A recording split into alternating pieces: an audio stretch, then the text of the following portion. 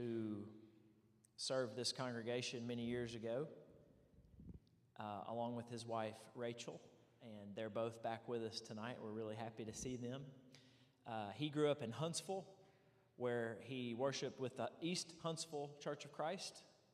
He's been married to Rachel for 24 years, and she teaches at DAR.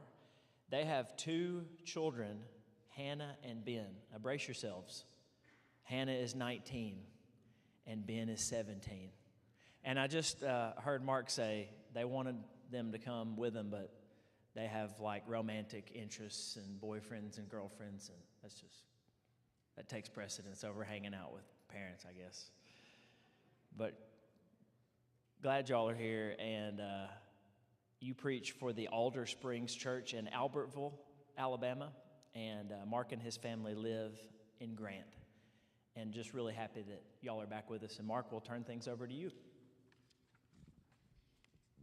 Thank you, Joseph, for the introduction, and it is so good to be back with everyone. I feel like it's a reunion for Rachel and myself. I see people now that I haven't seen previously, and we love you all, and you mean so much to us. I can't express. We were here from 2002 to 2007, and I was adding it up. When I got here in 2002, I was 23 years old, so I stayed until I was 28. But what an impression! What a great first work this was for us. I think of everybody so often, and I have nothing bad to say about anyone at the Winchester congregation. And I think, in my mind, I've been to several places to speak, and I don't want to puff y'all up too much, but this is the gold standard in my mind. The Winchester congregation is the gold standard, and it's what I sort of gauge every church against, and I mean that. That's how good I think you all are, and we appreciate it. I told someone, I said, I'm seeing all these older faces. I didn't mean it like that. I will say I haven't been here in 18 years. Well, I have been here. I left here. We left in 18 years. And I look in the mirror and I think, I haven't changed that much. But some of y'all have. I'm not saying who. I'm not looking at anybody.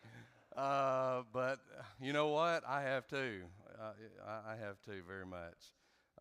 But I love and appreciate it. I told Rachel, I said, I'm going to have to stop with the intros. But I've got to tell this, and then we'll get into our study tonight.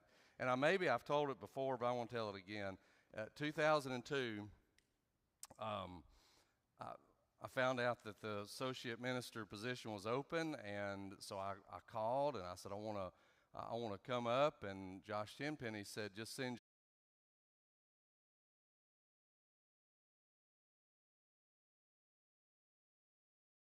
They interviewed me, the elders. I believe there were 7 elders at the time. They interviewed me, and I said, I've got to have Rachel, my wife, in the room with me, and they said, okay, we'll let her come on in, and they asked her a question or two, and anyway, that night we went home, and I said, I think I did pretty well on that message, and so the next Wednesday night, we got a phone call, and it was Josh. And I was excited. I saw that it was somebody from this area.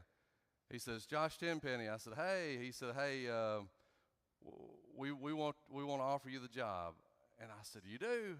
And in my mind, I thought, well, I had a good sermon. They liked me. And I said, well, that's awesome. I said, I'll take it. He said, yeah, we like Rachel.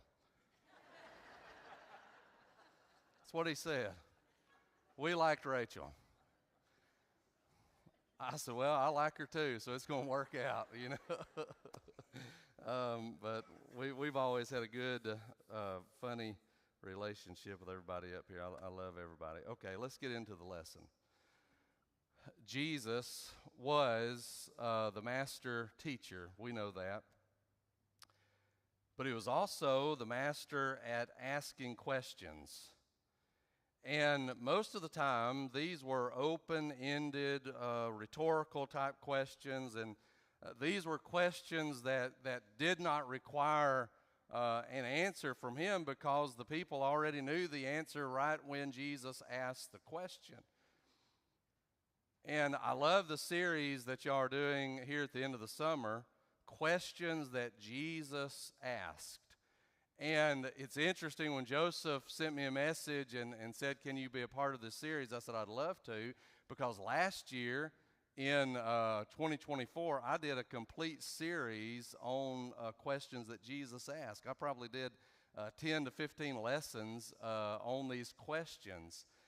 And I will say this, that I mentioned in one of my opening lessons, I said, I don't know how many questions Jesus asked. I said, but if anybody has any spare time, how about going through the Gospels and writing down all the questions, or notating all the questions? I would love to know. We had one elderly lady, and it took her about a week. She came back in and she said, in the 4 Gospels, Jesus asked 319 questions. Now, I didn't have a prize to give her, but I said, thank you, thank you for doing that. So he asked a lot of questions, and tonight we're going to look at one of those questions, and it's found in Matthew chapter 6, and the question is very simple that Jesus was asking. Why do you worry? Why do you worry?